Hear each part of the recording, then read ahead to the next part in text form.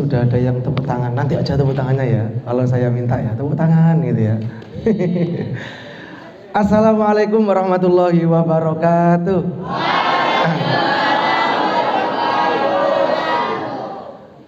Bismillahirrahmanirrahim. Alhamdulillahirabbil alamin wa bihi nasta'in ala umuri dunya waddin wa ala alihi wa sahbihi ajma'in, amma ba'du. Yang terhormat Kiai Haji Agus Robitul Haq, yang kami hormati Agus Nawalul Mutawakil, yang kami hormati majelis keluarga beserta seluruh pengurus Pondok Pesantren Bustanul Makmur 2, beserta saya mengatakan anak-anakku ya karena saya pernah mengajar di sini ya. Anak-anakku semuanya kelas 7, 8, 9 Pondok Pesantren Bustanul Makmur 2 dan SMP Bustanul Makmur yang saya cintai dan saya banggakan. Ya. Baik. Iya.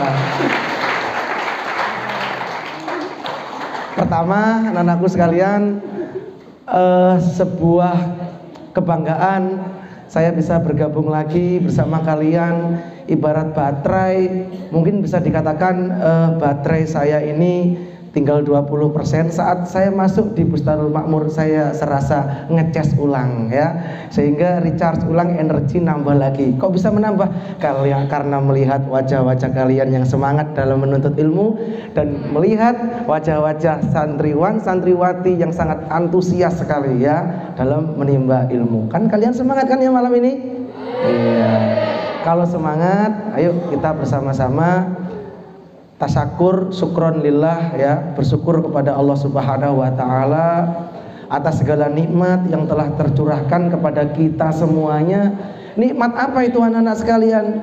Nikmat sehat, nikmat sempat, nikmat masih bisa melangkahkan kaki di sini, yang mana sahabat-sahabat kita yang lain bisa jadi sekarang sedang main game, berada di zona nyaman ya kan. Ya, tapi sekarang kita belajar untuk lepas dari zona nyaman dengan salah satunya adalah mengikuti seminar untuk jurnal Pondok Pesantren Bustanul Makmur 2 ini ya. Namanya siapa namanya ini? Jannata. Namanya kitabnya aja Jannata, surga ya. Oke. Dalam keadaan sehat walafiat. Kemudian selanjutnya sholawat bermutiarakan salam semoga tetap tercurah limpahkan kepada junjungan kita Baginda Agung Nabi besar Muhammad sallallahu alaihi wasallam. Allahumma sholli alaihi. Alhamdulillah kalian semuanya orang dermawan ya. Karena yang dikatakan orang pelit itu salah satunya adalah mereka yang tidak mau menjawab sholawat Nabi saat sholawat ini diucapkan. Nabi Muhammad sallallahu alaihi wasallam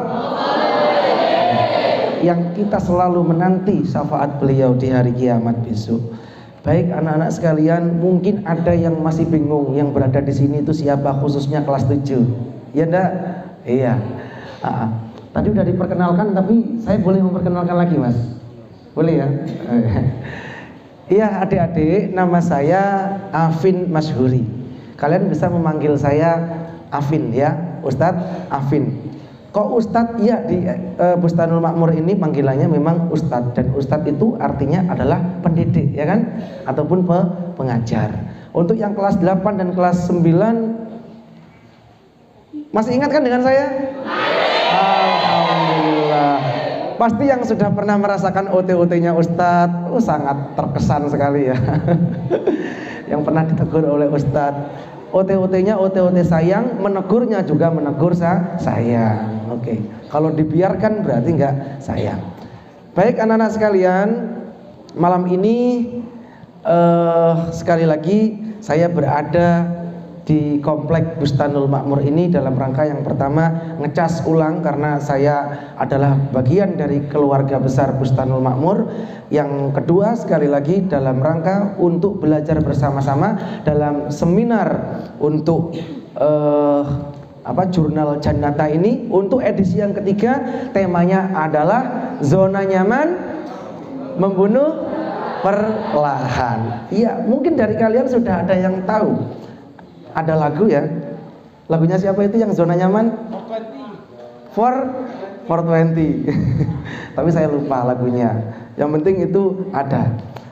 Seolah-olah orang yang mengerti tentang zona nyaman ini tanpa ia sadari zona nyaman membuat diri kita nyaman. Tapi setelah kita menelusuri, setelah kita meresapi, ternyata zona nyaman yang terlalu lama itu membuat diri kita terbunuh perlahan. Kok bisa? Iya. Jangan lupa untuk selalu mengikuti seminar ini. Baik, sebelum kita memulai, saya ingin bertanya, siapa yang ingin sukses? Iya. Siapa yang ingin sukses di dunia saja? Siapa yang ingin sukses di akhirat saja? Siapa yang ingin sukses dua-duanya?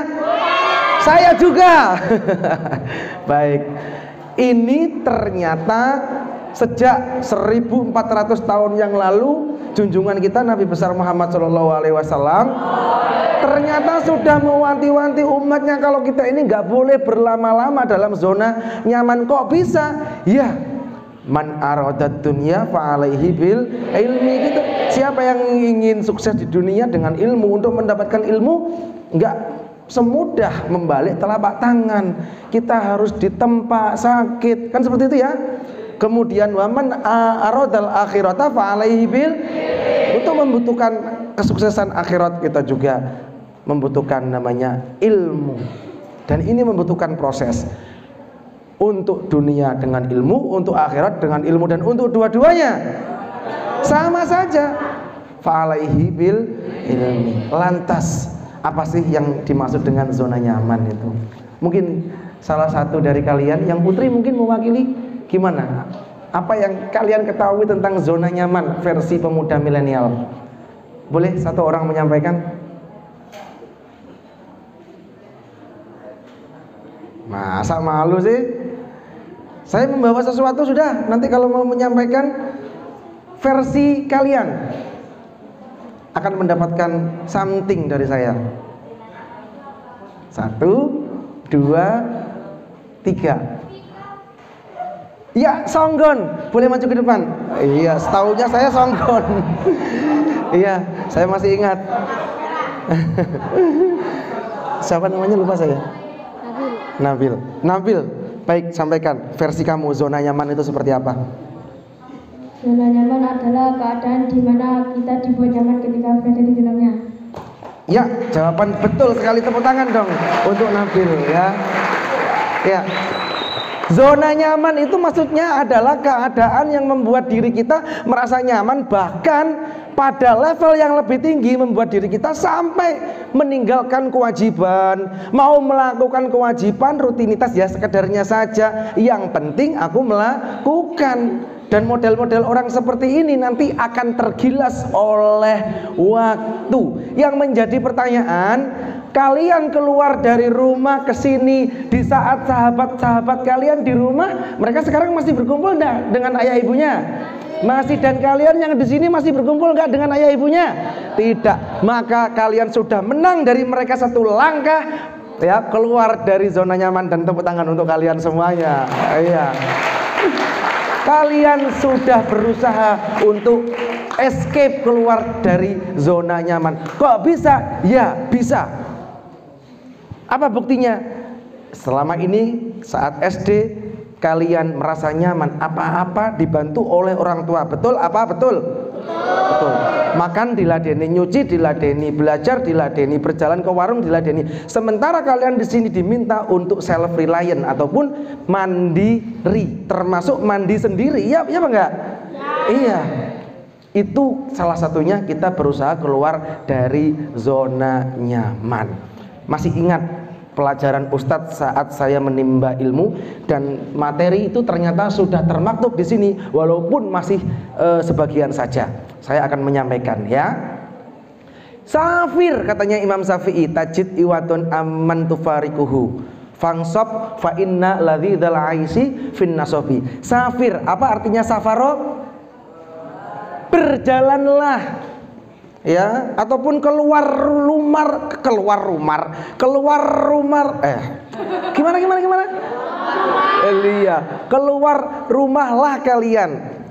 Tajid iwadun amman tufariquhu. Kalian setelah keluar rumah akan menemukan pengganti dari orang-orang yang kalian berpisah dari rumah sebelumnya. Saya ingin menyimpulkan, di rumah orangnya A, B, C, temennya A, B, C. Bener apa enggak? Zona nyaman, tidak mau tantangan. Tetapi saat kalian keluar dari rumah, fangsob, bersungguh-sungguhlah, fa innal ladzal aisi fin nasobi, karena kehidupan yang nikmat itu didapatkan setelah bekerja keras. Apa pekerja keras kalian selaku pelajar? Kalian memaksa diri untuk keluar rumah dari zona nyaman, ya. Di sini menerima tantangan. Dalam kamar terdiri berapa anak? 9. Yang memiliki watak keras ada, yang memiliki watak sakar PDW ada, yang memiliki watak merasa paling bener dewe ada, yang memiliki watak kalau dia nggak punya duit teriak-teriak tapi uangnya banyak diem ada. Nggak punya duit, aku nggak punya uang, sambat terus. Tapi ketika ia punya uang, diem. Yang memiliki watak ketika jajannya banyak, diem. Kalau makan, kepalanya dimasukin ke lemari, gitu. Ada apa enggak? Iya. Ternyata di sini itu adalah bagian daripada kalian untuk bisa menjadi anak yang keluar dari zona nyaman.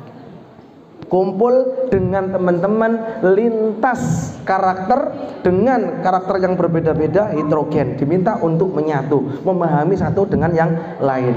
Kemudian masih dilanjutkan lagi anak-anakku sekalian dalam syairnya Imam Syafi'i, inni ra'aitu wuqufal ma'i yufsiduhu. Sesungguhnya saya diam, kemudian saya melihat air yang airnya itu tergenang, diam. Saya ingin bertanya, air yang bagus itu yang mengalir atau yang diam anak-anak? Iya, Imam Syafi'i waktu itu duduk seperti ini melihat air diam, dan air diam yang ia lihat ternyata sudah menginspirasi beliau, ya, Allah yarhamhu, untuk membuat sebuah syair, dan syairnya sampai sekarang dipakai, ya. Ini ru'aitu wuqufal ma'i yufsidu, sesungguhnya aku melihat air yang diam itu akan rusak dengan sendirinya. Diibaratkan orang yang tidak mau keluar dari zona nyaman, ya, dia akan tergilas, dia akan tertinggal, dia akan rusak dengan sendirinya. Karena kenapa?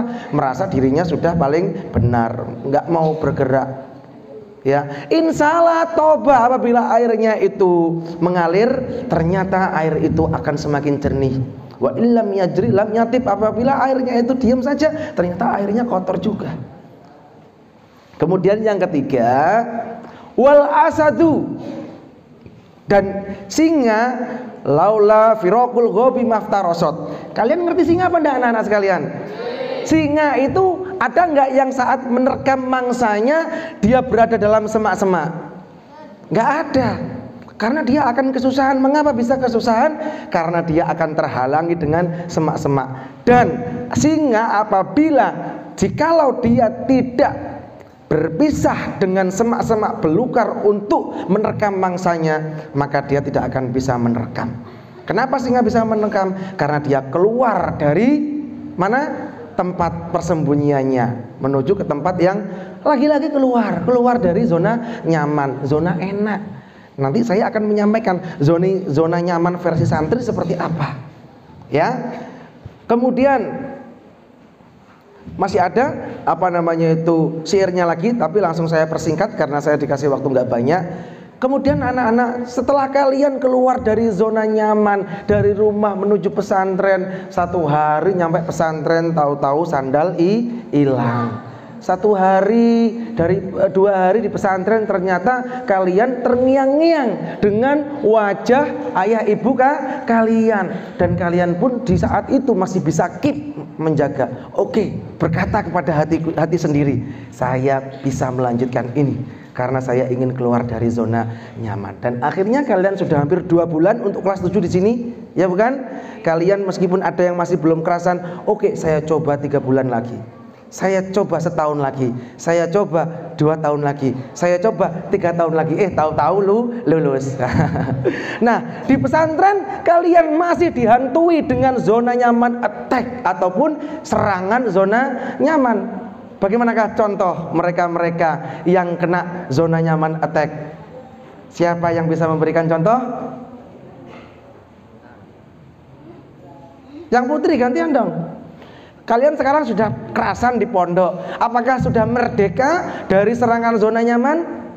Tidak. Ternyata zona nyaman masih akan menyerang. Termasuk ustadz sendiri akan sangat riskan sekali, ya, akan kena yang namanya zona nyaman attack. Pengurus sama, kalian juga sama. Dan kita ya bersama-sama bagaimana cara mengcounter attack ataupun menyerang balik zona nyaman agar diri kita nggak semakin tertinggal. Betul apa enggak?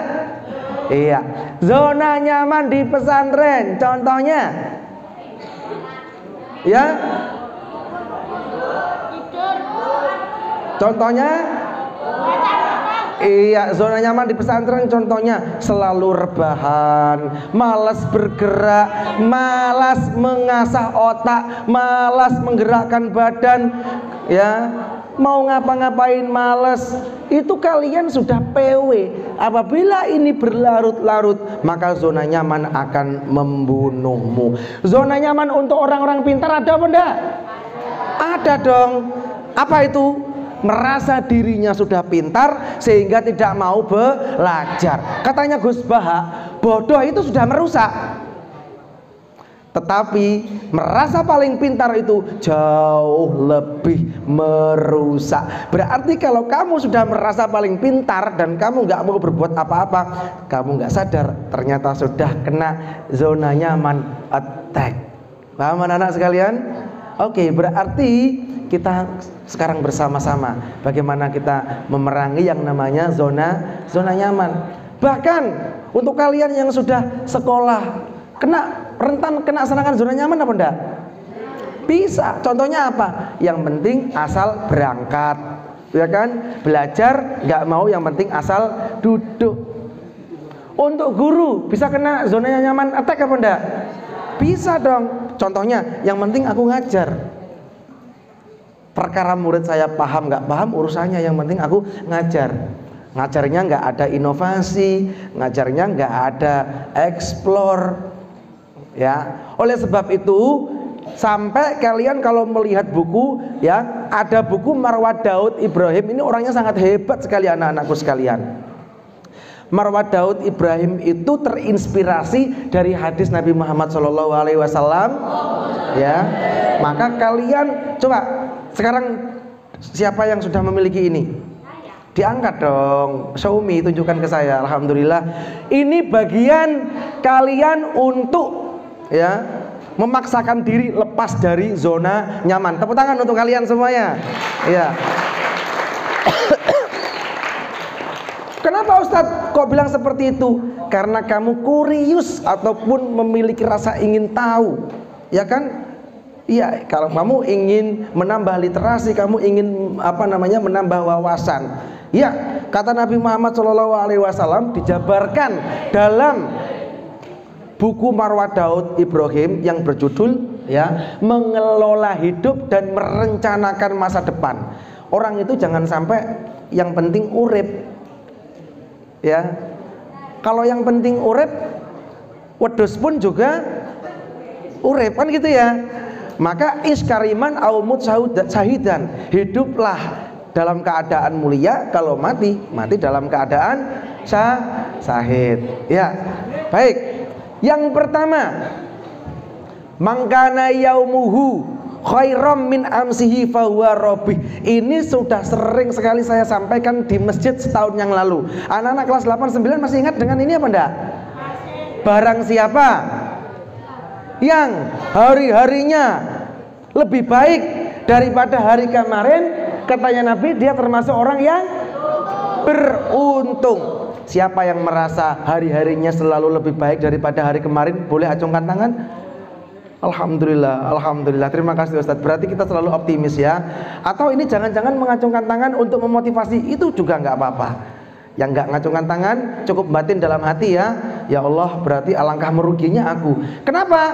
Karena orang yang merugi itu adalah mangkana yamuhu mitla amsihi fahuwa maghbun. Orang-orang yang harinya itu sama aja kayak hari kemarin. Hari ini, ya, aku dapat ilmu tentang nahwu, misalkan tentang mubtada dan khobar. Besoknya masih mubtada dan khobar, itu dianggap rugi. Hari ini aku mendapatkan ilmu bahasa Inggris tentang simple present tense ya. Ternyata minggu depan masih simple present tense, kan sama ya. Itu adalah orang yang merugi. Karena hari ini masih aja sama dengan hari kemarin. Ternyata Nabi itu sudah menyuruh umatnya agar kita tidak berada dalam zona nyaman. Selalu suka terhadap challenge. Apa challenge itu?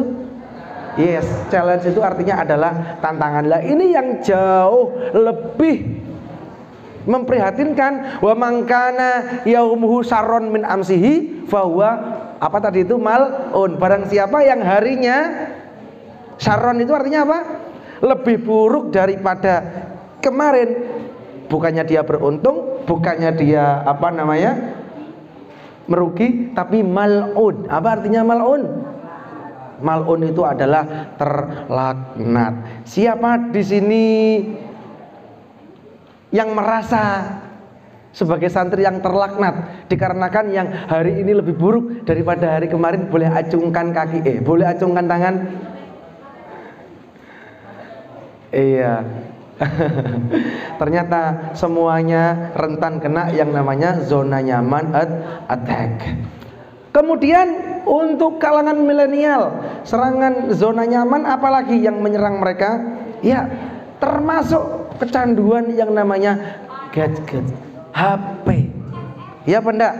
Coba siapa kalian yang tidak bertemu dengan HP serasa kayak nggak minum teh manis? Atau siapa kalian rindu dengan liburan dikarenakan lama nggak berjumpa dengan soulmate-mu yang kedua, yaitu mobile phone? Acungkan tangan.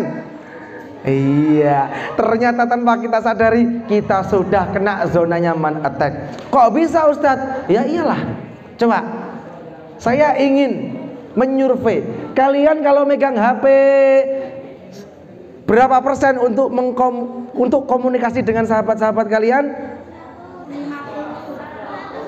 No.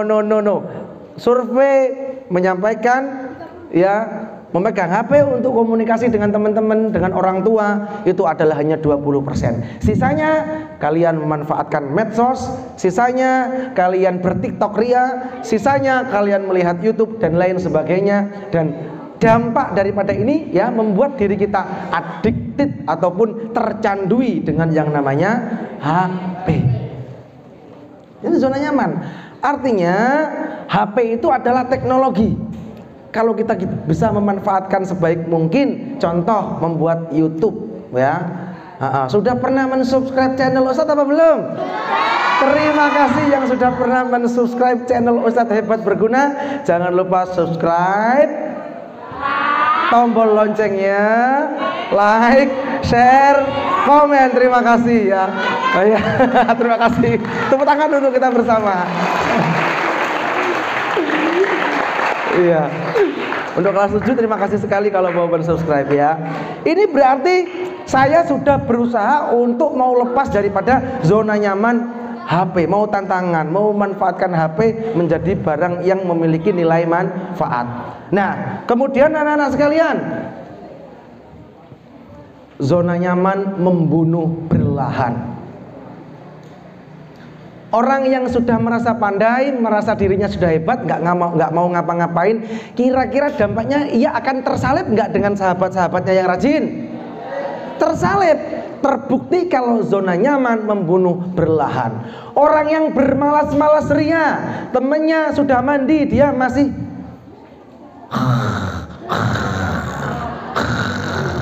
ya apa enggak? Masuk sekolah kurang 15 menit baru jebur. Akhirnya dampak yang terjadi ia telat. Ya benar? Kena takzir, kena hukum, membunuhmu. Iya. Untuk kalian yang sedang falling in love, tidak bisa dipungkiri, cinta itu adalah anugerah. Tetapi cinta harus ditempatkan di tempatnya. Yang terlarang itu adalah menempatkan cinta yang tidak pada tempatnya. Mereka-mereka yang sedang falling in love, mungkin kamu berada di zona nyaman. Ya, lagi ngapain? So sweet. Ternyata kena sidang ya. Sudah kena sidang? Saya hanya bisa mengatakan ke kalian, apa? Kajian deh lo. Iya. Kenapa demikian? Kalian merasa di zona nyaman, bahwa ternyata gara-gara pacaran itu akan mempengaruhi akademik kalian. Bagaimana tidak? Yang semulanya menghafalkan pelajaran dengan mudah, sekarang saat menghafalkan teringat-ingat dengan wajahnya. Lah, lagi ngapain dia? Pret. Wah. Ya, ini ya, ternyata saat ini tanpa kita sadari kita sudah terserang dengan zona nyaman. Sekarang satu suara dan tolong dijawab. Jawabannya hanya dua, antara iya dan tidak. Apakah kita, termasuk saya berarti kan, apakah kita konsisten ingin keluar dari zona nyaman, iya atau tidak? Apakah kita selalu menikmati zona nyaman, iya atau tidak? Iya. Loh, kok iya? Iya. Apakah kita selalu menikmati zona nyaman? Iya. Iya. Berarti kita siap terbunuh perlahan? Iya. Loh, gimana? Karena zona nyaman akan membunuhmu perlahan. Maka apabila kita tidak ingin tergilas oleh zaman, apabila kita tidak ingin tertinggal oleh yang lain, maka mulai hari ini kita harus bisa keluar dari zona nyaman. Iya. Kemudian apakah ini sudah 30 menit, Ustadz? Dikit lagi ya. Saya akan menyampaikan satu kisah, anak-anak sekalian. Tolong kisah ini bisa didengarkan, semoga bisa menginspirasi semuanya. Jangan khawatir, kalian nanti akan saya lempari ini kulitnya. Kisah sebuah marmer. Yang satunya adalah lantai dan yang satunya adalah jam dinding yang sama-sama terbuat dari marmer. Ada seorang pemahat, dia ingin mendapatkan rezeki dari gunung dan ia mengambil bebatuan yang terbuat dari marmer. Dari marmer itu kemudian dipukullah secara keras, dias dan dibagi menjadi dua, anak-anak sekalian. Maka terbelahlah menjadi dua, menjadi marmer A dan marmer B. Marmer A ini orangnya rewel, orangnya sakit aja sudah marmer A, nggak mau dipoles, nggak mau dipahat, nggak mau digodok di kawah condro di muko. Intinya nggak mau susah, maunya zona nyaman yang enak-enak saja. Sementara yang marmer B ini, biarlah aku sakit, biarlah aku sakit semua, yang penting di akhir aku menjadi orang sukses. Kemudian dari cerita kedua marmer ini, yang satu marmernya saat dipahat sakit, aduh, dipahat sakit, aduh jangan diteruskan. Diamplas sakit, aduh jangan diteruskan. Lah kamu kalau sakit seperti ini mau jadi apa? Aku cukup jadi ubin saja. Kata siapa? Kata si marmer. Akhirnya ya sudahlah, kalau kamu maunya hanya jadi ubin, ya sudah terima saja nasib kamu. Akhirnya dijadikan ubin, dijadikan lantai. Kemudian untuk batu yang kedua, bagaimana kisahnya? Ini adalah yang tahan banting, tahan pukul. Saat dipahat, tok tok tok, sakit, tok tok tok sakit. Tapi lanjutkan, sakit, tok tok tok tok tok. Akhirnya dibentuklah menjadi jam dinding. setelah terbentuk menjadi jam dinding anak-anak sekalian, masih belum selesai. Ternyata masih mau itu marmer diamplas, sakit, tapi ia menahan rasa sakitnya itu. Sakit. Ia rela keluar dari zona nyaman. Ia pikir setelah diamplas, dihaluskan, Mas sudah selesai. Ternyata masih belum. Habis diamplas, diapakan? Dijemur, panas. Kemudian diambil dan setelah dijemur masih dipernis. Tahu dipernis ya? Dicat. Aduh, kena alkohol panas. Dan walhasil dua-duanya antara marmer A dengan marmer B, yang satu sebagai apa tadi? Sebagai ubin. Ya, sebagai ubin. Yang satunya lagi sebagai apa? Jam dinding. Ingat, proses untuk menjadikan jam dinding dan ubin jauh lebih rumitan jam dinding, dan ubin ianya cengeng. Akhirnya setelah dua-duanya itu mulai diperjualbelikan, ya, maka dibelilah yang namanya kedua-duanya itu. Yang marmer harganya murah. Dia sudah mulai cemburu dengan marmer yang B karena dibeli hanya harga 5.000. Kemudian marmer yang B dibeli dengan harga 500.000. Dia mencucut kepada marmer si B. Kamu kok bisa sih harganya mahal seperti itu? Lantas marmer B menjawab, ya iya dong, karena aku mau keluar dari zona nyaman. Aku mau sakit-sakit, aku mau belajar giat, aku mau bangun malam, aku mau dipetil, aku mau maksudnya ditempa ya. Kemudian setelah dua-duanya terjual, ternyata yang membeli itu orangnya sama, yaitu orang yang memiliki sebuah rumah, ya. Akhirnya setelah dibeli, si marmer untuk ubin tadi itu ditaruh di lantai, ya kan? Jadilah yang namanya ubin. Ubin bangga, oh aku sudah terpakai oleh orang. Dan yang satunya lagi ditaruh di mana? Di dinding, ya. Setelah dua-duanya tertaruh, anak-anak sekalian, apa yang ia rasakan? Mereka rasakan ternyata ada tamu-tamu datang memasuki rumah itu. Tamu itu yang pertama kali masuk adalah kakinya. Kaki itu menginjakkan tanah. Berarti yang ia injak apa? Ubin. Saat diinjak, aduh nasibku kok diinjak-injak. Katanya marmer yang terbuat dari, katanya ubin yang terbuat dari marmer. Aku kok diinjak-injak ini. Bagaimana nih kok semua orang menginjak-injak aku? Sudah diinjak-injak, nggak pernah dipuji, nggak pernah dilihat lagi. Kemudian setelah tamunya itu menginjak-injak lantai tadi itu ya, lantas ia melihat jam dinding. Sudah yang satunya diinjak, satunya lagi dilihat. Wow, jam dindingnya bagus sekali. Sudah dipuji, disanjung, masih dielus-elus. Ini harganya berapa ya Om?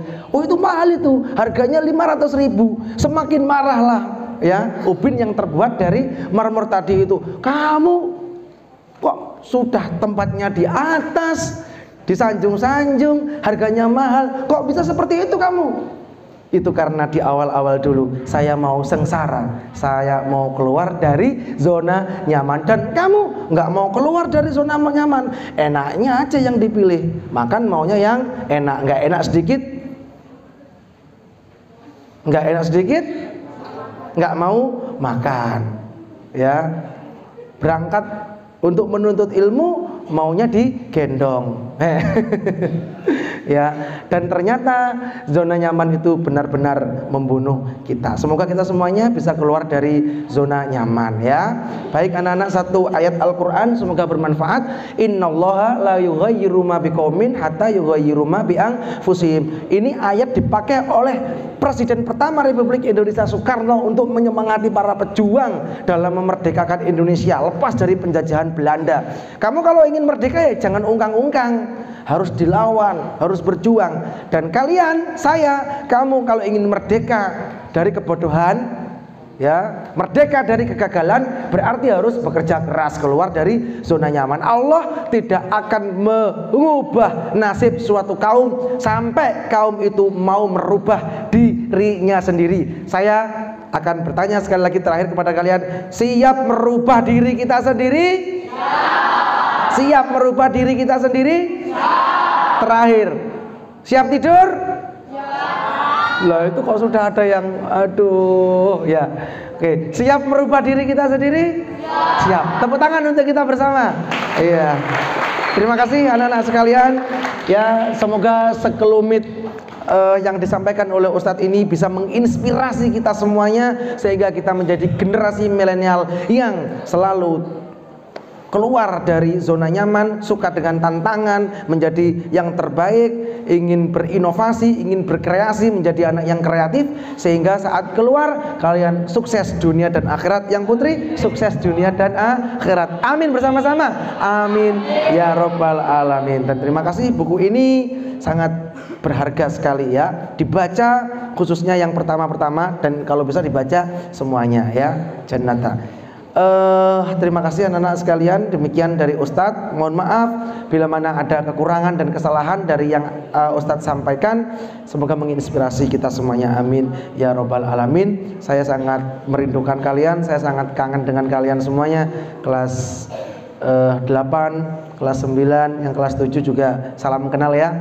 Baru tatap muka dengan saya. Kalau ketemu dengan Ustadz di jalan, jangan lupa tidak ada mantan bapak, tidak ada mantan ibu, dan tidak ada mantan guru, serta tidak ada mantan murid. Yang ada adalah mantan istri ataupun mantan suami serta mantan pacar. Ya, kamu tetap menjadi murid saya dan saya tetap menjadi guru kamu. Karena ana abdu man allamani harfan. Saya siap menjadi budak bagi orang yang mengajariku walaupun hanya satu huruf, kata Sayyidina Ali ya. Sehingga ikatan emosional kita semoga tetap terjaga ya.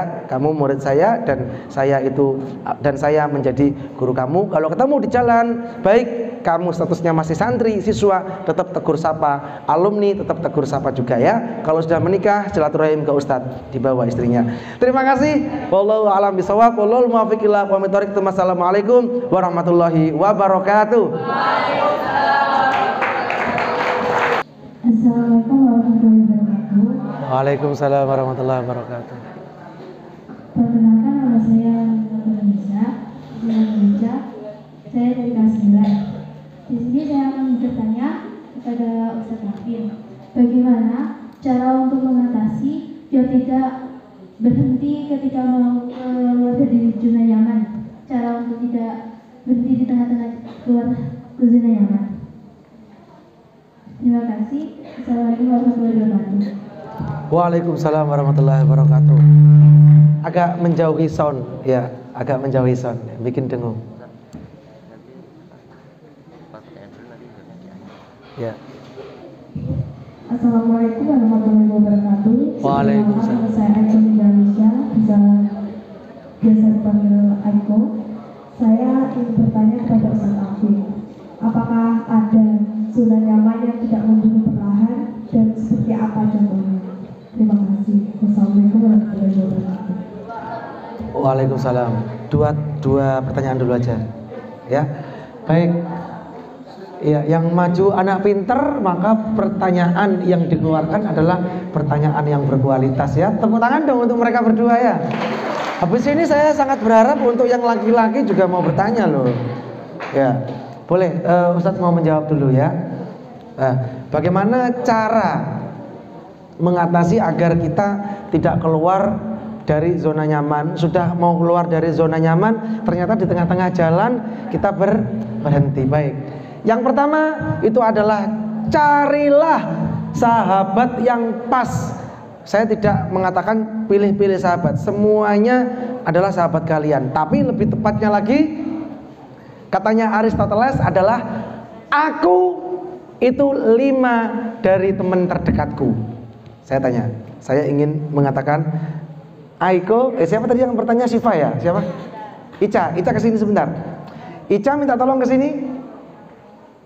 Sebutkan spontan 5 orang terdekat kalian tanpa memikir. Mulai dari sekarang. 1, 2, 3, cepet.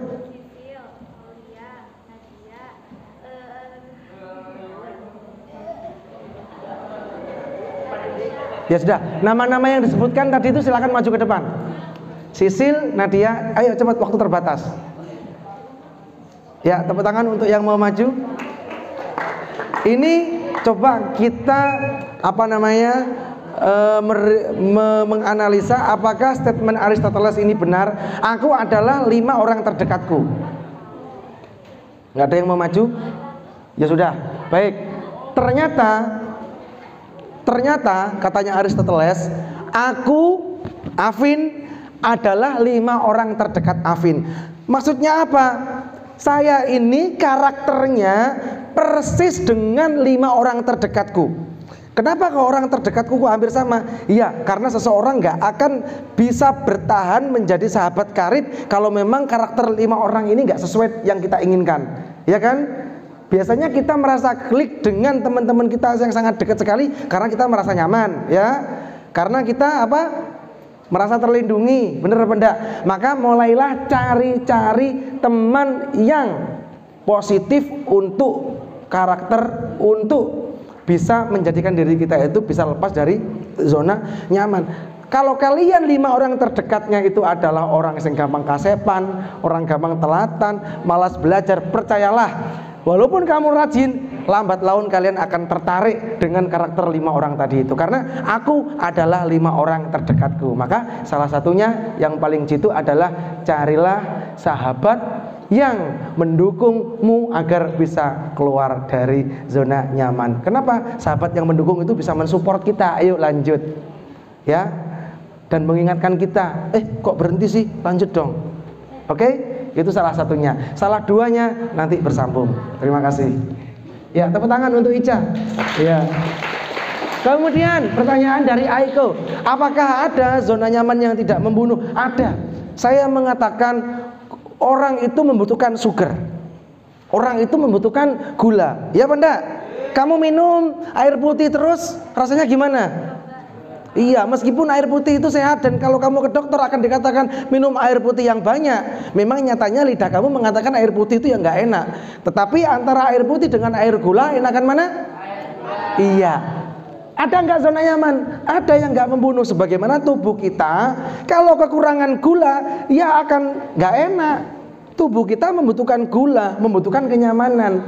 Tetapi yang dimaksud membunuhmu, apabila gulanya terlalu banyak, gula itu akan membunuhmu. Contoh bagaimana?